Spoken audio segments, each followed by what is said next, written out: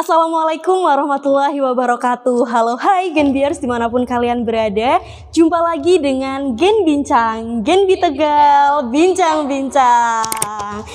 Yeay, udah lama banget ya kita nggak ketemu. Dan kali ini dengan aku Salma Aulia yang akan menemani sharing atau sesi diskusi mengenai topik yang luar biasa pada hari ini, yaitu kesehatan, yang mana fokusnya kita adalah work-life balance. Nah, tentunya teman-teman ini sudah tidak asing ya dengan kata work-life balance, karena setahu aku ya, work-life balance ini pernah menjadi tren, Bu, di awal tahun 2022. Jadi sering banget menjadi perbincangan oleh generasi-generasi milenial nih terkait dengan kehidupannya ini apakah sudah seimbang atau belum gitu. Nah, kali ini saya tidak sendirian, teman-teman. Kali ini sudah ada narasumber yang sangat luar biasa dan sangat menawan seperti yang bisa kalian lihat. Ini dia Bu Iza Himawanti MSI. Terima kasih. Beliau adalah dosen psikologi kesehatan mental Fakultas Usuluddin Adab dan Dakwah Universitas Islam Negeri Ki Haji Abdurrahman Wahid Pekalongan, teman-teman. Jadi narasumber kali ini tidak sembarang narasumber yang tentunya sudah menguasai di ahlinya, dan kita akan mengulik tuntas mengenai work-life balance. Nah, langsung aja nih Bu, tanpa berlama-lama lagi ya.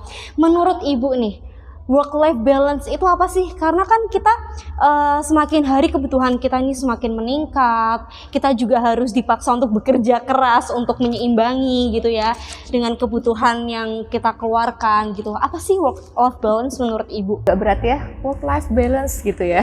Kudu mikir dulu saya. Cuman gini, mungkin work-life balance ini untuk beberapa orang memang mungkin tidak familiar ya istilahnya. Walaupun sebenarnya kalau kita istilahkan yang lebih sederhana, gampang sih, hidup seimbang gitu loh. Intinya itu gitu. Cuman memang pertama kali Salma Bu, nanti kita bahas tentang work-life balance gitu kan. Mikir nih saya, browsing dulu apa ya gitu. Cuman memang kenapa menjadi viral di tahun 2020? Karena di 2020 itu kan kita pandemi lagi, 2020 bener ya? 2020-2022 sampai itu. Ya bener ya, sekitar di masa-masa pandemi kan ya. Nah, di masa-masa pandemi itu ada dua hal yang naik sebenarnya. Isu-isu kesehatan mental yang naik. Satu, burnout. Dan dua, itu work-life balance. Itu nggak bisa dipisah sih sebenarnya. Si work-life balance ini dia tuh ngejawab burnout sebenarnya. Orang tuh mulai burnout, mulai apa sih, ngap nih gitu, disuruh di rumah terus, kerja di rumah, sekolah online dan lain sebagainya gitu kan.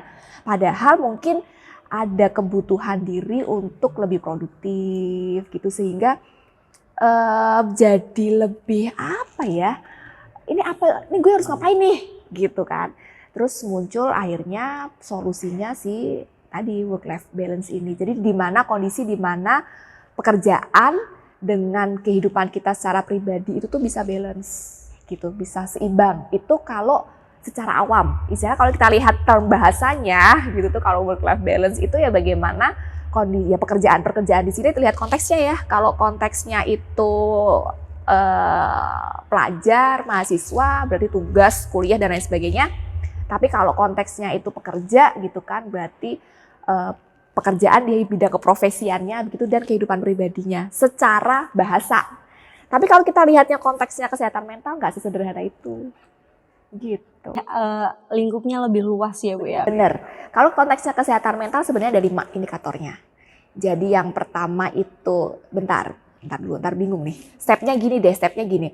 Kebutuhan masing-masing individu itu sebenarnya untuk well-being. Kita nih hidup itu pengennya sebenarnya well-being, sejahtera gitu. Nah, kalau kita lihat dari kesejahteraan itu sebenarnya ada 5. Yang satu itu secara personal, pribadi. Terus yang kedua itu sosial.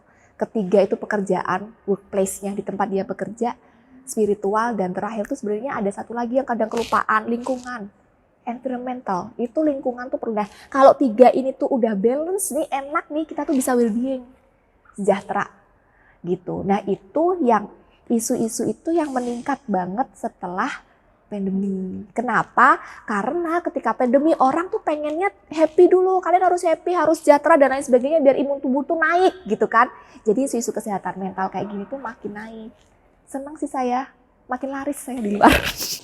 Semakin aware juga ya Bu masyarakatnya terkait kesehatan kesehatan mental ini. Jadi yang tadi udah dijelasin nih sama Bu Iza bahwa work-life balance ini secara umumnya, secara generalnya itu hanya kehidupan yang seimbang antara pekerjaan atau antara kalau kita sebagai mahasiswa nih, perkuliahan dengan kegiatan sosial yang lainnya. Jadi kita bisa manajemen waktu gitu ya Bu, antara kegiatan sosial kita, kegiatan perkuliahan kita, dan me time tentunya. Tapi kalau misalnya ditelisik lebih dalam tadi ada 5 itu ya Bu, personal, lingkungan, kemudian Pekerjaan, satu lagi sosial. satu lagi sosial. Jadi cukup luas ya Bu lingkupnya ya. Oke, nah dari work-life balance ini Bu, sebenarnya tujuan untuk menerapkan di kehidupan sehari-hari ini apa sih Bu?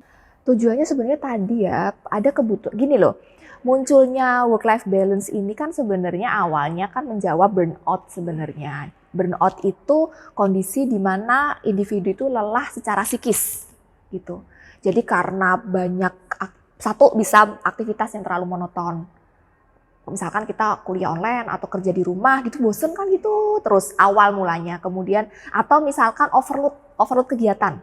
Jadi mahasiswa nih katakanlah tugas lagi banyak banget, kegiatan di luar perkuliahan lagi banyak banget gitu kan, nggak sempat me time dan lain sebagainya. Sehingga itu muncul burnout. Burnout itu adalah lelah secara psikis, capek. Jadi capeknya tuh nggak fisik tok, tapi psikis juga. Nah kenapa ketika orang mengalami lelah secara psikis itu, dia kalau kita lihat derajat kebahagiaannya tuh turun banget. Nggak happy, dia nggak well-being. Contoh sepele. Kadang nggak kenapa-kenapa tiba-tiba mood naik turun tuh, senggol bacok gitu ya. Atau misalkan nggak kenapa-kenapa lagi dengerin lagu apa dikit baper. Kok jadi sedih ya, jadi melo ya gitu. Kayaknya nggak capek-capek banget, nggak habis ngapa-ngapain, bangun tidur badan pegel-pegel gitu kan. Awalnya muncul simptomnya kayak gitu, nah kadang tuh nggak ngeh kalau sebenarnya secara emosional kita lagi nggak kenapa-kenapa. Lalu di kesehatan mental tuh muncul tuh beberapa solusi, salah satunya tadi work-life balance itu. Jadi gimana sih kita tuh seimbangin hidup kita nih. Jadi seimbangin hidup kita secara sosial atau secara, oke lah saya cara gampangnya gini, eksternal internal gitu loh. Kebutuhan kita untuk beraktualisasi di luar, di pendidikan kah, di pekerjaan kah, dan internalnya kita di dalam nih. Sayanya tuh butuh apa gitu. Saya sebagai personal individu tuh butuh apa. Nah ini harus imbang. Kalau udah imbang gitu, jadi emosional kita tuh nggak capek gitu loh. Gitu akhirnya, dan itu sebenarnya diikutin ya. Kalau teman-teman mulai mau lihat, mulai peka dengan isu-isu kesehatan mental ya, itu nanti ikut trennya tuh naik tuh. Tren healing naik, tren tempat wisata naik, harga tiket naik, harga hotel turun gitu ya. Jadi sebenarnya hal-hal terkait dengan kesehatan mental ini itu larinya bisa kemana-mana. Tapi poinnya satu, poinnya itu ada kebutuhan individu untuk happy, untuk well-being, untuk dia lebih sejahtera gitu loh. Lebih ke situ sih menurut saya. Jadi tujuan dari adanya work-life balance ini adalah untuk peralihan gitu ya Bu, dari burnout itu ya, burnout yang tadinya kita merasa capek secara psikis, yang ternyata berdampaknya sangat banyak untuk kesehatan kita, mulai dari tadi badan pegel-pegel, terus tadi moodnya swing, naik turun. Akhirnya adanya work-life balance ini supaya kita bisa menata diri kita gitu loh. Mana nih yang harus menjadi prioritas tapi tetap imbang gitu ya Bu ya. Oke, next question nih Bu. Tadi setelah kita sudah mengetahui adanya work-life balance itu apa, tujuannya apa gitu. Nah, gimana sih Bu caranya kita agar kita itu bisa menerapkan work-life balance dalam diri kita? Oke, yang paling utama tuh kita bisa fleksibel sebenarnya. Ini agak teoritis dikit ya. Kalau teman-teman masih ingat teori evolusi tuh, ya kan zaman dulu kalau kita lihatnya teori evolusi, kenapa sih dinosaurus gitu ya, makhluk-makhluk purba gitu, kok bisa punah gitu loh. Tapi manusia nggak punah gitu, semut deh, even semut kecil dia nggak punah. Padahal yang gede-gede gitu mereka punah gitu, karena tidak bisa menyesuaikan diri dengan kondisi lingkungan dia waktu itu sehingga punah. Paradigmanya sebenarnya kayak gitu. Nah, jadi kalau kita itu gimana sih caranya gitu loh, biar everything is okay, biar bisa imbang. Sebenarnya yang paling utama tuh kita punya flexibility yang tinggi. punya fleksibilitas yang tinggi di mana kita tuh bisa menyesuaikan diri dalam situasi dan kondisi apapun. Jadi kita kan nggak bisa ubah lingkungan ya. Misal tugas lagi banyak banget, mau nggak ngomong gini, Bapak Ibu dosen jangan kasih tugas dong. Nggak bisa ya, nggak bisa. Memang ada timing-timing tertentu yang itu kita akan overload banget tuh di kerjaan. Entah itu pendidikan kah atau pekerjaan atau kegiatan apapun gitu. Memang akan ada titik-titik tertentu yang dia akan naik, akan overload. Nah ini bukan overloadnya kita turunin, tapi fleksibilitasnya kita gitu loh. Di saat-saat tertentu ketika kita memang kudu naik nih gitu, ya memang prioritas kita di situ dulu. Tapi ketika udah mulai turun, balik nih kita fokus kita ke diri kita. Jadi kita tuh enak gitu loh kalau fleksibel. Yang paling utama ditingkatkan adalah kemampuan fleksibilitas kita dulu. Dimana kita tuh bisa beradaptasi dalam setiap situasi apapun di kehidupan kita gitu. Nah baru kalau udah bisa fleksibel, baru kita tentukan prioritasnya. Jadi kalau kita ngomongin prioritas, kita nggak bisa misalkan prioritasnya adalah kuliah 24 jam, 7 hari, full, everyday, anytime, kapanpun harus kuliah terus. Nggak bisa kayak gitu. Jadi justru fleksibilitinya dulu nih yang diatur. Udah bisa fleksibel, jadi tahu, oh di titik ini yang harus saya fokuskan di kuliah nih. Oh ini kuliah udah agak turun nih, berarti saya harus fokus ke diri saya dulu nih. Oh udah agak turun, oh saya harus fokus ke relationship saya dulu nih, gitu. Nah, tadi kan Ibu Iza ini udah bilang kan bahwa cara untuk kita menerapkan work-life balance dalam diri kita itu yang pertama kita harus punya sifat flexibility, ya kita harus bisa adaptasi dengan kondisi dan keadaan apapun.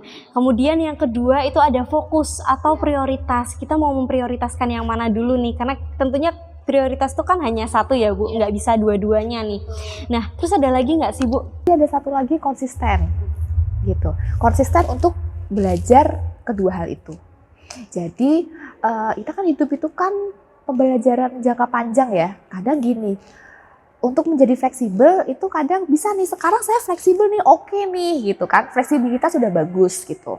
Kemudian fokus nih, kalau misalkan lagi harus fokus ini, udah bisa nih, 2 katakanlah udah oke. Tiba-tiba kita punya, saya suka istilahinnya misalkan given ya, pemberian dari Tuhan. Ada kejadian hal yang kita tidak inginkan. Entah apapun itu, lagi baper kenapa, putus cinta lah, tiba-tiba duit hilang lah, tiba-tiba apalah gitu kan. Ada hal-hal kejadian dalam hidup yang itu bubar nih 2 tadi. Fleksibilitasnya udah lupa kemana, fokusnya jadi nggak fokus kemana-mana gitu. Nah itu butuh namanya konsistensi tadi. Konsistensi tadi tuh kita tahu, oh di saat seperti ini memang fleksibilitasnya memang harus tetap dijaga gitu. Nanti kalau ngomongin konsistensi ini akan kemana-mana sih habis ini ya, biar nanti nggak bingung. Intinya selain 2 tadi kita butuh konsisten. Konsisten tahu bahwa kehidupan kita tuh memang harus seimbang gitu loh. Dalam situasi seperti ini saya harus melakukan ini, dalam situasi ini harus melakukan ini. Itu 3 hal tadi. Oke. Itu 3 hal utamanya ya Bu ya dalam kita mau menerapkan work-life balance. Yang ketiga ini yang seringnya bisa dibilang hanya orang-orang yang sudah high level Bu yang bisa, karena konsisten tuh ya Allah susahnya. Apalagi sekarang ini kita banyak ke distract ya, maksudnya kita banyak terganggu oleh hal-hal yang nggak bisa kita hindarin. Yang paling utama media sosial sih. Betul, gemburan media sosial itu parah banget ya dampaknya, impactnya ke kita. Positif sih, tapi tetap ada negatifnya gitu ya Bu ya, terutama untuk kesehatan mental sendiri. Oke, next nih. Tadi kita sudah berbicara mengenai caranya ya Bu ya. Nah, terus faktor apa aja sih Bu yang bisa mempengaruhi work-life balance ini? Faktor yang ini mungkin ya lebih mempermudah kita untuk bisa balance dalam kehidupan kita. Itu yang pertama, kalau menurut saya yang pertama itu justru di support system sebenarnya di situ. Jadi ada 2 sih sebenarnya, personal sama sosial secara umum. Kalau biasanya kalau orang-orang akan bilang yang paling tinggi tuh personalnya dong, kamunya nih atur dirimu. Kalau saya enggak, yang paling tinggi justru sebenarnya di support system. Kenapa di support system? Karena gini, kita itu tadi ya, kita harus akuin bahwa kita tuh ada banyak hal di luar kita tuh yang akan mendistrak kita. Kita tuh hidup untuk bersosialisasi jauh lebih mudah daripada 10 tahun yang lalu, ya kan? Untuk berinteraksi dengan siapapun itu lebih mudah. Kenapa? Saya pegang handphone nih lebih lama daripada saya diem aja nggak ngapa-ngapain gitu loh. Jadi sekarang menurut saya lebih balik nih polanya. Justru support system yang paling berpengaruh. Nah, karena support system yang paling berpengaruh, jadi perlu kita sortir bener tuh. Siapa saja sih orang-orang yang berhak untuk menjadi bagian terdekat di lingkungan kita. Itu tuh perlu disortir bener. Biar frekuensinya tuh sama gitu. Jangan sampai nih misal aja ya. Misal aja cerita yang sepele, yang remeh. Misalkan gini, ini saya lagi fokus, saatnya saya harus fokus ke pendidikan nih. Skripsi kudu kelar nih, misal. Semester ini kudu kelar, nggak boleh enggak gitu. Yang lain ntar dulu, ini fleksibilitiku lagi ngomong, kamu harus fokusnya di sini gitu. Urusan-urusan yang lain ntar dulu besok gitu ya. Nah tapi ketika kita nggak berada dalam support system yang bagus gitu, kitanya lagi mau ngerjain, aduh ngapain sih lo ngampus mulu, ngapelin dosen mulu, nggak gaul amat gitu. Itu udah bikin nggak oke gitu loh, udah ngeganggu maksudnya gitu. Satu itu, yang kedua kita butuh alasan untuk konsisten tadi. Kita kan perlu konsisten ya agar hidup kita tuh seimbang. Kita butuh alasan agar tetap konsisten. Alasan paling kuat adalah selain personal, nanti yang personal saya jelasin habis ini. Selain personal, alasan yang paling kuat adalah sebenarnya individu lain, orang lain. Satu, kalau saya misalkan saya sudah punya anak, alasan terkuat saya anak. Kenapa? Saya harus punya goal yang di pekerjaan. Saya secara mental, secara pribadi, personal. Saya harus punya goal di pekerjaan saya. Kenapa? Karena saya punya tujuan buat anak saya.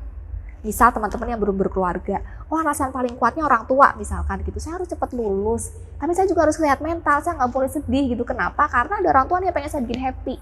Gitu. Itu lebih kuat sebenarnya. Baru setelah itu personality kita secara personal. Kenapa secara personal ini saya masukin di nomor 2? Karena kita merubah diri sendiri, mengubah pola pikir, mengubah habit itu lebih gampang daripada kita kontrol lingkungan. Paling gampang tuh mengubah pola pikir dan mengubah habit. Itu paling gampang. Gitu. Jadi 2 hal tadi. Jadi gimana kita ke diri kita sendiri, cara pandang kita diubah, mulai stop untuk overthinking gitu ya. Mulai stop untuk nanti jadi banyak nih, maksudnya gini, fokus ke satu hal. Ketika memang kamu harus fokus ke dirimu sendiri, stop untuk jadi people pleaser. Jadi stop untuk mengabaikan dirimu sendiri, misalkan ketika memang harus ke diri sendiri.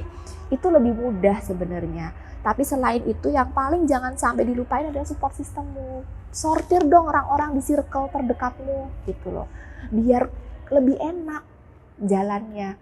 Biar semuanya tuh sama-sama punya tujuan. Kita harus sehat dua-duanya nih, sehat di kerjaan, sehat secara psikis kita, sehat secara spiritual kita juga. Itu harus disortir gitu. Iya, tadi kan Bu Iza udah bilang ya bahwa hal yang mempengaruhi itu ada 2 faktor yang mempengaruhi. Yang penting itu ada yang pertama support system, gimana kita harus bisa mencari pihak-pihak yang sefrekuensi gitu ya Bu, supaya bisa mendukung kita untuk mencapai tujuannya gitu. Goals-goalsnya ini bisa kecapai dengan orang-orang yang satu frekuensi dan bisa menjadi support system.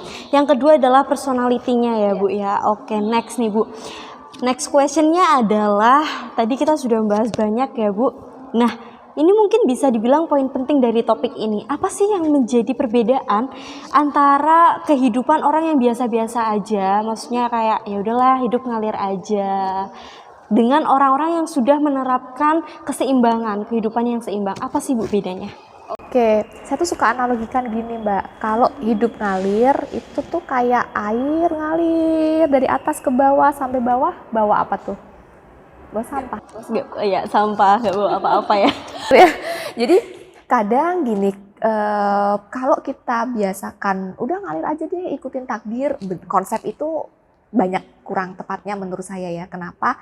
Karena nanti akhirnya kita hidup tuh di akhir segmen gitu ya, segmen kita sadar nih, gue ngapain sih bawa penyesalan gitu loh, karena banyak waktu yang kebuang sia-sia dan lain sebagainya. Itu satu bedanya. Kemudian yang kedua, ketika kita atur, kita itu kan hidup sebaiknya punya goals ya, punya tujuan. Nah kalau kita udah punya tujuan, harusnya kita atur dong. Kita atur per segmennya di tujuan itu. Saya mau misalkan nih, saya mau ke sana, ke part tertentu, akan ada part 1, 2, 3, 4, 5 sampai ke goal saya, itu kan perlu diatur. Nah, goal yang paling bagus itu sebenarnya tadi, kita tuh sehat mental. Sehat mental itu ya sehat diri kita, sehat finansial, dan lain sebagainya. Begitu. Nah, itu perlu diatur. Jangan sampai di kita tuh cuman nggak ada makna, nggak ada meaning. Kalau kita cuman ngalir aja, kita susah cari meaningnya. Poinnya di situ. Kita akan susah cari pemaknaan hidup. Kalau udah susah cari pemaknaan hidup, kita jadi susah bersyukur. Mau lihat, mau punya dapat pencapaian juga, mana pencapaiannya orang udah nggak kita setting goalnya gitu. Nah beda ketika seimbang, ketika balance. Ketika balance, jadi kita punya goal-goal tertentu di setiap part di kehidupan kita. Pekerjaan, kuliah, goalnya mau apa gitu. Ke diri sendiri nih, untuk personal buildingnya, goalnya mau apa, kamu mau jadi apa, mau kayak gini aja atau besok kamu pengen punya skill apa gitu. Kemudian ke relationship misalkan gitu kan, mau jomblo aja 10 tahun gitu ya, atau mau punya target relationship yang kayak gimana gitu.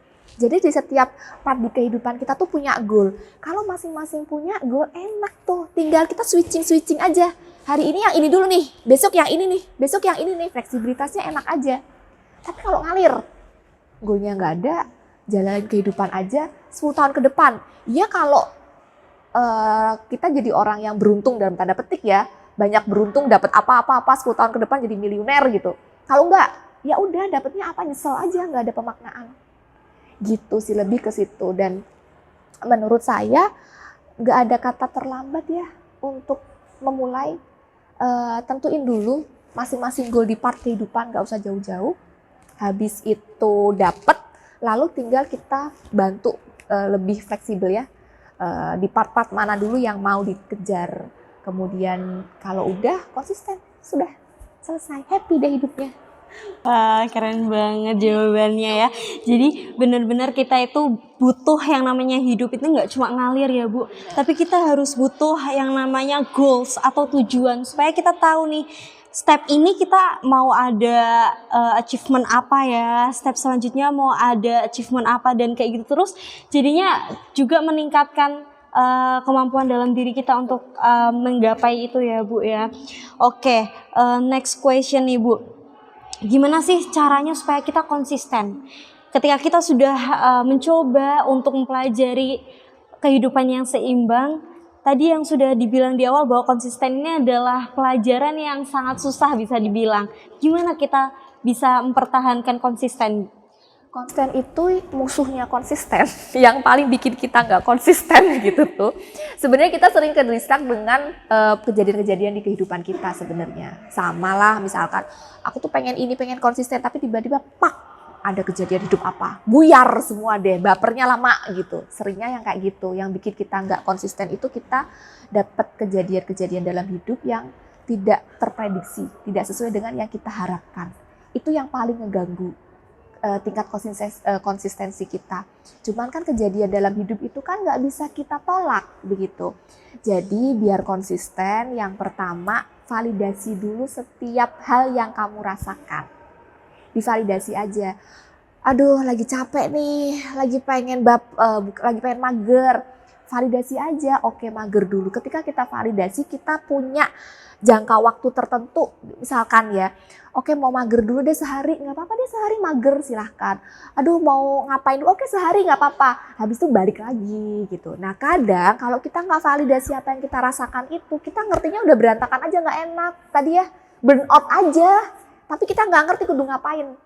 Jadi kita jadi kita validasi dulu yang kita rasakan apa. Kalau udah validasi kita ngerti, oke saya butuh istirahat, saya butuh stop dulu. Stop 1 hari, lanjut lagi deh berikutnya gitu. Atau misalkan kita validasi nih, ini lagi oke banget nih, energi power dan lain sebagainya, nih gue lagi oke banget nih, lagi produktif banget. Kalau kita validasi itu, ya udah lari, go hit, lari deh kamu. Oke saatnya lari, udah capek nih, berhenti dulu. Udah nggak capek, lari lagi gitu. Jadi kita ngerti kayak gitu, jadi konsistennya otomatis nanti udah jalan aja gitu. Gila, keren ya. Jadi lagi-lagi validasi ya Bu ya. Validasi kita harus sangat penting ya Bu untuk menerapkan validasi gitu. Dimana kalau misalnya kita sudah tahu kemampuan kita, batasan kita sampai mana, ya sudah istirahat dulu. Nggak ada salahnya untuk kita tuh berhenti sejenak daripada kita terus melanjutkan yang akhirnya nanti menimbulkan burnout, capek semuanya, buyar, sehingga yang tadinya kehidupan kita sudah mulai seimbang jadi buyar lagi ya Bu ya. Mulai dari nol tuh sangat disayangkan sekali. Nah, question yang terakhir nih Bu.